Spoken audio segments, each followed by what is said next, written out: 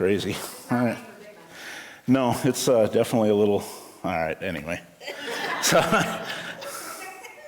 So I have the honor today to fill in for Pastor Andrew. So with that, I'm going to give my normal disclaimer. I'm not a pastor, so don't hold that against me. But today we're going to continue our story, the greatest story ever told. And I want to start by recapping kind of where we are to this point. So if you guys remember back to Andrew's last message, he talked about a guy named Moses. And that Moses had this incredible responsibility, right? He led the Israelites out of slavery and essentially had to create a nation out of them. He was both their political leader and their spiritual leader. And it was up to him to create a national identity for these people built around their relationship with God through the covenant, right? And imagine what a daunting task that must have been, to take a people who had been enslaved for,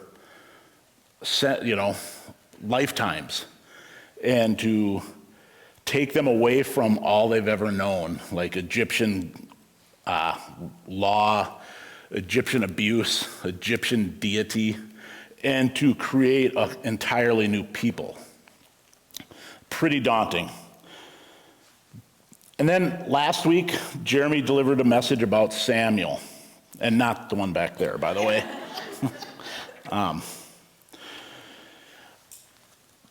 And that how he was a miraculous birth. His mother had a miraculous birth, and that she gave him up to be trained as a priest. You see, Moses had the responsibility of the priesthood, but it ended up splitting, is basically what happens after Moses. And so Aaron and Aaron's descendants take the priesthood, and like this guy named Joshua would take kind of the political side of things. Anyway, so Aaron and his family become kind of the priesthood, and like Jeremy explained last week, they didn't do a very good job. They ended up really corrupt. And so the priesthood becomes corrupt. And that's really kind of where we're going to find ourselves today, is in a nation that is utterly corrupt. But so Moses passes the political side of his responsibility down to a guy named Joshua. And then it's Joshua who takes and he leads the Israelites into the promised land. And it's under Joshua that they set out and they conquer the promised land. And then once the land has been conquered, they divide it up. The problem, I guess it's not a problem, but the issue is that Joshua, however, has no successor. Where Moses had successors to the various roles he had, Joshua here does not. And I should maybe back up. Joshua does have a successor, it's just not one on earth, right? Like, ultimately, because of the covenant, the people are going to be, basically God's going to be their leader. But they don't have an earthly leader. And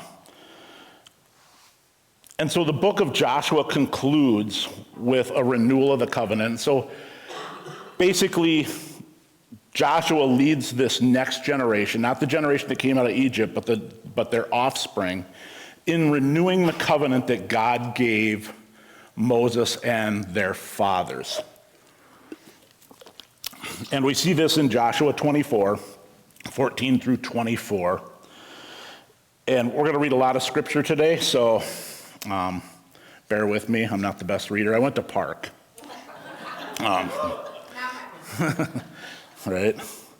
There's that Hastings Cottage Grove rivalry, but what's that? Yeah. But anyway, in Joshua he says, "Now fear the Lord and serve him with all faithfulness. Throw away the gods your ancestors worshipped beyond the Euphrates River and in Egypt, and serve the Lord. But if serving the Lord seems undesirable to you, then choose for yourself this day whom you will serve, whether the gods your ancestors served beyond the Euphrates, or the gods of the Amorites, in whose land you are living. But as for me and my household, we will serve the Lord." Then the people answered, "Far be it from us to forsake the Lord to serve other gods. It was the Lord our God himself who brought us and our parents out of Egypt, from the land of slavery, and performed those great signs before our eyes. He protected us on our entire journey and among all the nations through which we traveled. And the Lord drove out before us all the nations, including the Amorites, who lived in this land. We too will serve the Lord because he is our God." Joshua said to the people, You are not able to serve the Lord. He is a holy God. He is a jealous God. He will not forgive your rebellion and your sins. If you forsake the Lord and serve foreign gods, he will turn and bring disaster on you and make an end of you after he has been good to you. But the people said to Joshua, "No, we will serve the Lord." Then Joshua said, "You are witnesses amongst yourselves that you have chosen to serve the Lord." "Yes, we are witnesses," they replied. "Now then," said Joshua, "throw away the foreign gods that are among you and yield your heart to the Lord, the God of Israel." And the people said to Joshua, "We will serve the Lord our God and obey him." It's a pretty long text, but essentially the people here, number one, whenever they renew a covenant, they talk about the past, right? Like all the things God had done to them. So these people literally are being reminded of everything God had done. He had brought them out of slavery. He had brought them through the wilderness. He had parted the Red Sea. He had done all these things. And essentially, Joshua saying, if you guys don't want to serve him, here's your chance to get out of the deal. And they said, no. After everything he's done, we are serving him. We are not going to go back and serve other people, right? And so that's where we're at. And so they ratify this covenant. They agree that they are going to serve God and serve God alone, that they have gotten rid of all the other gods, and that's where they're at.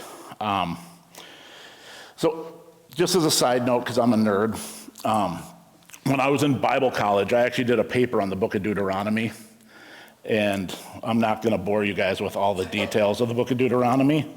But it's interesting because the book of Deuteronomy is, the structure of the book of Deuteronomy is very similar to a form of ancient Near Eastern treaties called vassal suzerain treaties. And they were a predominant way that the ancient world made treaties. And in particular,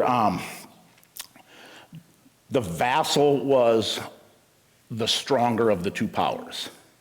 So in a vassal suzerain treaty, you have a treaty between two people or two countries or two entities of differing stature as far as power, as far as prestige.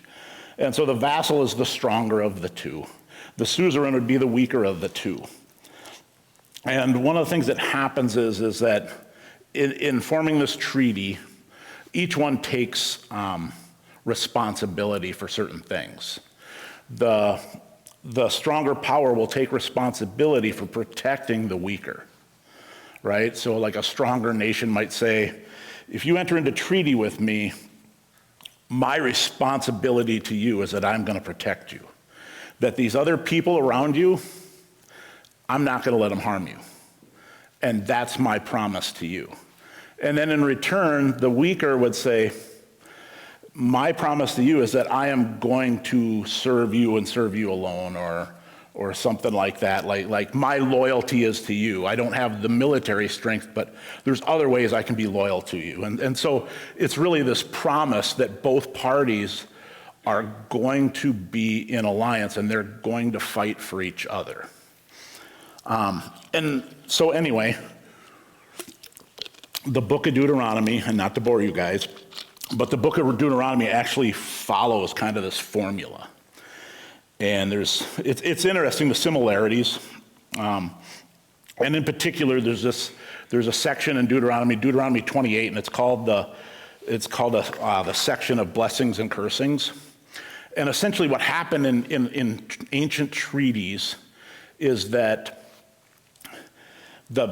you would literally take and say, if I don't hold my end of the bargain, this is what will happen to me. And if I don't live up to my end of the covenant, these are the things that are going to happen to me. But if I do live up to the covenant, these are so there's a section of like good things. Like if I do my share of the covenant, blessings or prosperity, those kinds of things are going to happen to me. However, if I don't, then not so good things are going to happen to me, right? And if you actually read Deuteronomy 28, it lists all this stuff, like the responsibility of Israel. And if they follow God, serve God, and worship God, they're going to be prosperous people. They're going to live in the land in peace. They're going to have harmony. They're going to have abundance. They're going to have everything that God had promised to them.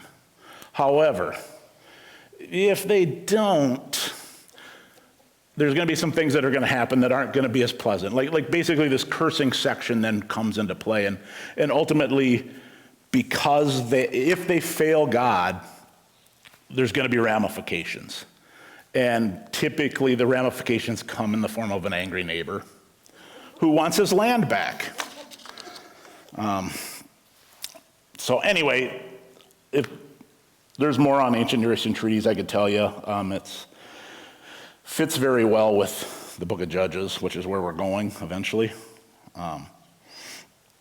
But so when the nation says that we're going to serve God, they're buying into these blessings and cursings, right? Like they're acknowledging that if they fail, bad things are going to happen. I think that's interesting. The interesting point there is like we today still have covenants, don't we? I mean, marriage is a covenant. We as a country make treaties. So it's something that's still kind of legal contracts. Like if I buy a car, I make a contract, and there's some blessings and cursings in there, But I think one of the things that's important to understand is that we view contracts and covenants, I think, a little different than the ancient world did, right? In the ancient world, these things were life and death. And if you didn't uphold your bargain, it had serious consequences. Today, not so much. I think we as a culture have gotten to where we do not, how do I want to say this? We do not honor our covenants well, and there doesn't necessarily seem to be consequences, right? I mean, I hate to say it, but marriage seems to be one of those. But not to pick on married people, right? But to understand what these people are going through, we really have to kind of change our mindset on the idea of covenants and the severity. This stuff is life and death. Okay? So, we're going to move into the book of Judges eventually. Yeah, so we're going to move into the book of Judges, I think. Yeah. Sorry, my notes are a little chaotic. Kind of my brain's a little chaotic. But, so the book of Judges, it's the 7th book of the Bible. And it covers what happens in the land of Israel from the time of Joshua's death to the time that they established the monarchy. In other words, there's a king on the horizon. And the book of Judges is kind of this book that spans between Moses and ultimately the king. One particular scholar actually said it's literally like the American Wild West. So, and if you read the book of Judges, it very much is. Anyway, so it takes place over about 350 years from roughly around 1400 BC to 1050 BC, right? So this is 3,500 years ago. And the book, it centers around this reoccurring theme. All right, so literally the whole book of Judges, there's like 21 chapters. It is literally just this reoccurring cycle of Wild West. Israel will stray from following the covenant. God will then give them over to their enemies, right, which is the cursing part of Deuteronomy 28. And then they basically are like, this sucks. They cry out to God, like, rescue us. We didn't mean to end up where we are, so help bring us back, essentially. God raises up a judge, and then he's going to go out and he's going to defeat the enemy. Peace is going to be restored, and they live happily ever after for about 5 months or a year or whatever. And then they literally repeat the cycle. So the question is, who are these judges? What are the judges? And I think it's important to note that the judges aren't actually judges. Like, this isn't a courtroom. They're actually military figures, although Deborah is a judge, but that's a whole different story. She's one of the judges. But the judges are typically people, flawed people, very flawed people, who God will rise up to power. He will lead them in getting rid of their problem, their neighbor, and then reestablishing their identity under God, and then he kind of fades off the scene, and then they just go back to what they were doing before, right? And so today, I want to look at one of those guys, and the one I'm going to look at is Gideon. I don't know, has anybody ever heard of Gideon? All right, he's not the guy that puts Bibles in hotel rooms, right? This is a different Gideon. Right? But his story takes place in Judges 6 through 8. Technically 9 if you think about his kid.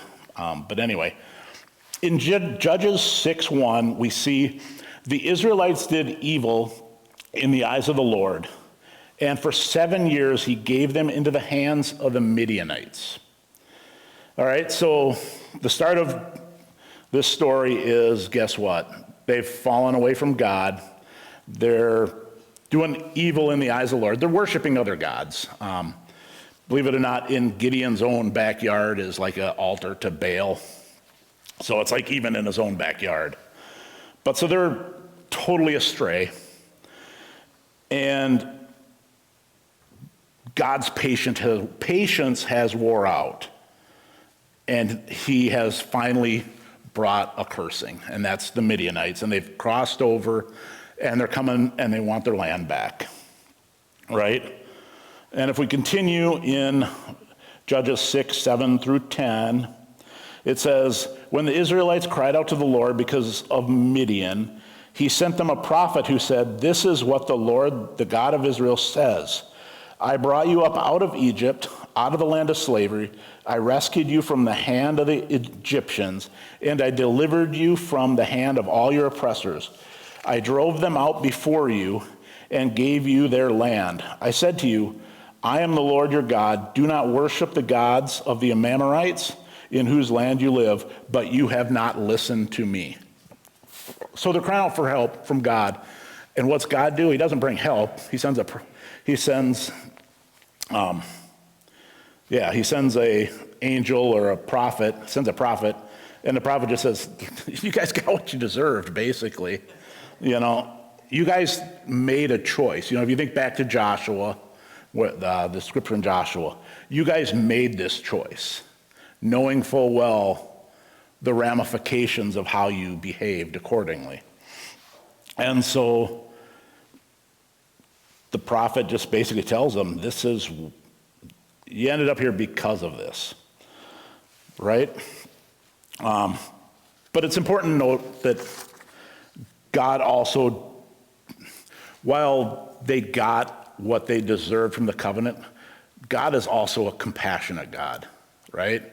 Like he decides not to leave them there, which is what they deserve, but he doesn't leave them there. And so moving on, we go to Judges 6:11 through 16. And it says, an angel of the Lord came and sat down under the oak in Ophrah that belonged to Joaz the Abezerite, and these are tough words, but anyway, where his son Gideon was threshing wheat in the winepress to keep it from the Midianites. When the angel of the Lord appeared to Gideon, he said, "The Lord is with you, mighty warrior." "Pardon me, my Lord," Gideon replied, "but if the Lord is with us, why has all this happened to us? Where are all his wonders that our ancestors told us about when they said, 'Did not the Lord bring us up out of Egypt?' But now the Lord has abandoned us and given us into the hand of Midian." The Lord turned to him and said, "Go in the strength you have and save Israel out of the Midian's hand. Am I not sending you?" "Pardon me, my Lord," Gideon replied, "but how can I save Israel? My clan is the weakest in Manasseh, and I am the least of my family." The Lord answered, "I will be with you, and you will strike down all the Midianites, leaving none alive." So while they are basically reaping what they deserved, God sends an angel to this guy, Gideon, and says, basically, dude, you're going to be my representative. I am raising you up. You are going to raise an army, and you're going to save your people from the calamity that they've brought upon themselves. And it's just kind of interesting that this guy Gideon, right? We find, the angel says, mighty warrior, but imagine the picture. Here's this dude who's threshing wheat in the winepress. All right, so basically he's creating grain, but he's doing it hidden in a winepress so the Midianites can't find him.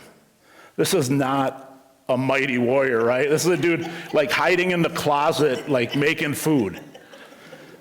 Certainly, imagine that, like so afraid of being found that he's literally hiding.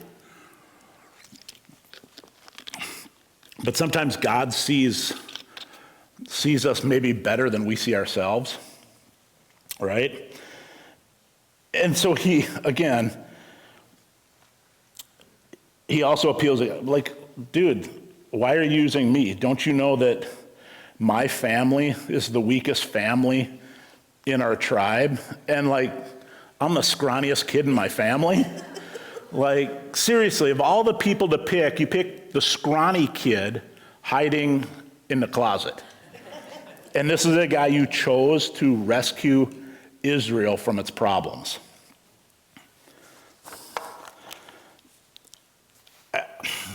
It's funny because as I was reading this, it's like I see myself in some ways like that. Like, I don't know if you guys do, but like, it's real easy to doubt ourselves, and even like getting up here today and total transparency. I'm not a pastor, I'm not a preacher. Like, that's just, it's a skill set I do not have. And it's like when you end up in front of people and you're like for me, I'm just kind of like, man, dude, I'm the scrawny kid, man. Why are you putting me up here? But sometimes God uses the scrawny kid, Again, God does things far more, like, God uses us far beyond our own identity. You know what I mean? Like the way I see myself is so less competent than who God sees, right? And that's really the story of Gideon, right? Gideon is this kid who just literally is like, who am I to lead an army? I'm literally the kid hiding out in a wine press, right? I mean, just imagine how overwhelming that must have been to Gideon to be like, I don't think this is. Gideon kind of has the same response, I think, that I would. Like, I don't know that this is God, right? And so Judges continues in verses 17 and 18. And Gideon replies, "If now I have found favor in your eyes, give me a sign that it is really you talking to me. Please do not go away until I come back and bring my offering and set it before you." And the Lord said, "I will wait until your return." So Gideon's like, I don't think it's me. I'm not the guy. But I tell you what, if you're really God, if you're really an angel of the Lord, wait here. I'm going to make God an offering. And if you are really from God, you're going to verify, I'm going to make this offering and you can prove that you're God, basically. He's testing God, right? Because he doesn't, I think rightfully so, he doesn't understand, he doesn't know God's voice, right? And so what does he do? He goes and he prepares this offering, comes back, and he sets this offering on a rock, and the angel of the Lord touches it with a staff, and there's this huge fire, and everything he cooked just is gone, incinerated. And he knows that this is now from God, right? Probably the gods of Baal didn't do that, right? Like these other gods they worship probably didn't have that kind of power, I'm imagining. So Gideon's like, wow, it really is you. Like, all right, I'm sold. I believe you. And so then Gideon begins preparing for battle. He raises an army. It's like 30,000 people, I think he raises. And they go out. And so they're on the march, heading towards where the Midianites are and preparing for battle. And Gideon still has doubt. And so in Judges 6:36 through 38, Gideon says this to God: "If you will save Israel by my hand, as you have promised, look, I'm going to place this wool fleece on the threshing floor. If there is dew only on the fleece and all the ground around is dry, then I will know that you will save Israel by my hand, as you have said." And that is what happened. Gideon rose early the next day. He squeezed the fleece and wrung out the dew, a bowl full of water. So he makes this offering. The offering gets burned up. He's like, this is definitely God. And now they're out on the plain preparing for battle, and he has more doubt. And he says, listen, I'm one more time, right? Like, I know you did it once, but let's see you do it again. And he lays out this fleece, and so basically it's like a big hairy rug. And he gets up the next morning, the ground is dry, but the rug is saturated to where he squeezes it out and it's like a bowl full, right? And he's like, all right, it's definitely you. But then he says, you know what, let's do it one more time. And so in Judges 6:39 through 40, it says that Gideon said to God, "Do not be angry with me." I like that. Like he knows it's God, but he's still don't be mad, but just once more. And he says, let me make just one more request. Allow me one more test with the fleece. But this time, make the fleece dry and the ground around it covered with dew. And that night, God did so. Only the fleece was dry. All the ground was covered with dew. And the thing that's amazing about that, opposed to the other one, is that the fleece would actually absorb moisture. So the first one is not as, you know what I mean? This test is far harder than the test they did the night before. Like he thinks he's giving him a hard test and he passes, so he's like, well, I'm going to give him an even harder test to see. And again, God passes. This is who you are. It is you. There's no doubt. So Gideon, he has these 32,000 men, and they're going out to meet the Midianites in battle. And it's interesting, but the night before they came, that night, the Lord told Gideon, and I got a verse, but I'm going to move forward. I kind of got to the point I want to get to, but I want to talk about the battle. So Gideon has this huge army, and God comes to him and says, guess what, dude? You have too many guys. Like you tested me, now I'm gonna test you a little bit, right?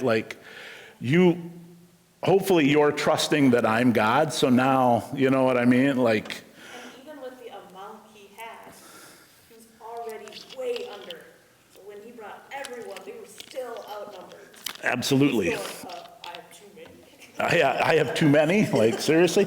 But so literally, God takes and weeds out 20,000 guys. Basically says anybody who's afraid can go home, and 2/3 of his army left. That's got to give you confidence. All right, you guys with me? I guess not, right? And so he's left with 10,000 guys, and he's thinking, this is not good. I just lost 2/3 of my army. I don't know if anybody that loses 2/3 of their army and thinks, yay, right? But so the Lord says to Gideon, he says to him again, he says, you still got too many dudes. And he says, I tell you what you're going to do. You're going to go down to the river, and everybody's going to drink, and only the way certain people drink are going to be allowed to move forward with you. And ultimately, they go down there, and he separates the ones based on how they drink, and he's left with 300 guys. So this guy who a week ago, maybe 2 weeks ago, who knows how long, 6 months, was hiding in a wine press, has 32,000 men, and now when it's time for battle, he's got 300. So they go to battle with the Midianites, and it's interesting. I'll let you guys read the battle, but I'll spoil it for you. They win. So ultimately, they're victorious in battle, and they free the oppression of the Midianites. And there's a whole bunch of other things that happen. I'm not going to read all that because we don't have time. But what I want to close is with Judges 8:33. And after this, it says, no sooner had Gideon died than the Israelites again prostituted themselves to the Baals. They set up Baal-berith as their god and did not remember the Lord their God, who had rescued them from the hands of all their enemies on every side. Literally, he dies, and they just go right back to what they were doing. And then the book of Judges actually ends in 21:25, it says this: in those days, Israel had no king. Everyone did as they saw fit. It's the Wild West. But so Israel suffers, I shouldn't say suffer, but Israel goes through this period of just absolute chaos. But I think it's important to understand that it's entirely self-inflicted, right? God was always there.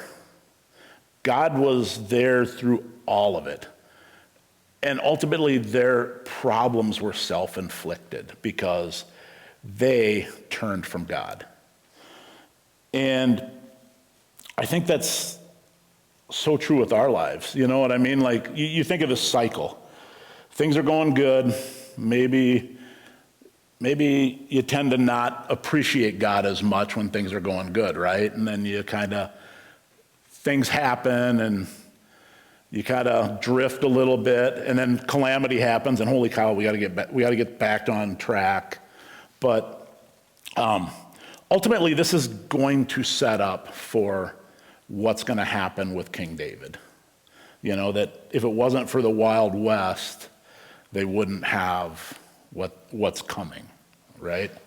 So anyway, Israel tries to do it on their own, and they failed. And it's no different than us. When we try and do things on our own, we fail.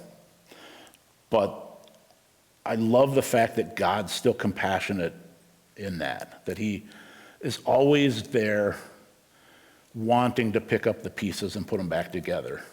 Knowing that, guess what, we're just gonna go right back off the rails again. Like, imagine being that kind of parent that literally all you do is pick up after your kids and they just keep doing the same thing over and over again. All right? And that's the way we are. But anyway, that's kind of what I had, was kind of a brief look at the book of Judges and into the life of this guy named Gideon. God uses some really flawed people. And I think that's an encouragement, really, because if he can use Gideon, he can use me. And believe it or not, if he can use me, he can certainly use you guys. So thanks for coming. Andrew will be back next week, and Joe is going to take us out.